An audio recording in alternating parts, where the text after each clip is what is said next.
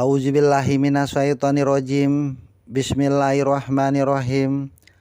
Assalamualaikum warahmatullahi wabarakatuh. Menurut salah satu sumber, Sunan Kudus adalah putra Raden Usman Haji yang bergelar Sunan Ngudung dari Jipang, Panolan. Ada yang mengatakan letak Jipang Panolan ini di sebelah utara kota Blora. Di dalam babat tanah Jawa disebutkan bahwa Sunan Ngudung pernah memimpin pasukan Demak Bintoro yang berperang melawan pasukan Majapahit. Sunan Ngudung selaku Senopati Demak berhadapan dengan Raden Husein atau Adipati Terung dari Majapahit. Dalam pertempuran yang sengit dan saling mengeluarkan aji kesaktian, itu Sunan Ngudung gugur sebagai pahlawan syahid. Kedudukannya sebagai Senopati Demak kemudian digantikan oleh Sunan Kudus, yaitu putranya sendiri yang bernama asli Japar Sodik. Pasukan Demak hampir saja menderita kekalahan. Namun berkat siasat Sunan Kalijaga dan bantuan pusaka Raden Patah yang dibawa dari Palembang, kedudukan Demak dan Majapahit akhirnya berimbang. Selanjutnya melalui jalan diplomasi yang dilakukan Pati Wanasalam dan Sunan Kalijaga, peperangan itu dapat dihentikan. Adipati Terung yang memimpin laskar Majapahit diajak damai dan bergabung dengan Raden Patah yang ternyata adalah kakaknya sendiri. Kini keadaan berbalik.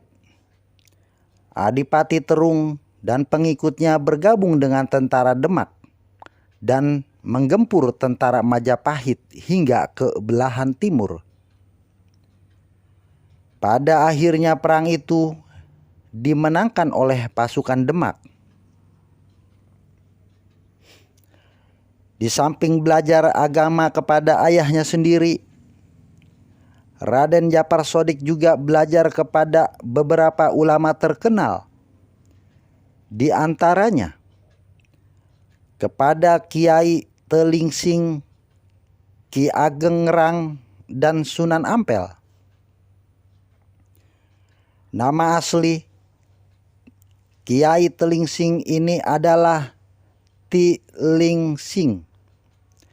Beliau adalah seorang ulama dari negeri Cina yang datang ke Pulau Jawa bersama Laksamana Jenderal Cheng Ho.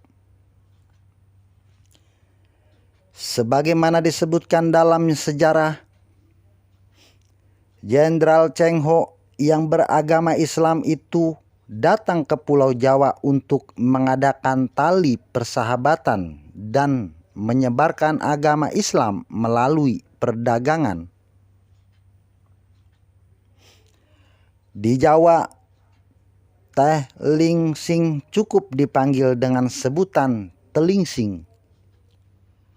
Beliau tinggal di sebuah daerah subur yang terletak di antara Sungai Tanggulangin dan Sungai Juana sebelah timur.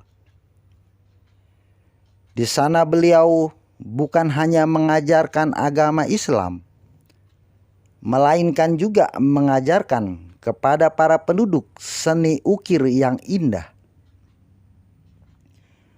Banyak yang datang berguru seni ukir kepada Kiai Telingsing, termasuk Raden Japar Sodik itu sendiri. Dengan belajar kepada ulama yang berasal dari Cina itu, Japar Sodik mewarisi bagian dari sifat positif masyarakat Cina, yaitu ketekunan dan kedisiplinan dalam mengejar atau mencapai cita-cita. Hal ini berpengaruh besar bagi kehidupan dakwah Raden Djapar Shodiq di masa yang akan datang, yaitu tatkala menghadapi masyarakat yang kebanyakan masih beragama Hindu dan Buddha. Selanjutnya, Raden Djapar Shodiq juga berguru kepada Sunan Ampel di Surabaya selama beberapa tahun. Wabillahi taufiq wal hidayah. Wassalamualaikum warahmatullahi wabarakatuh.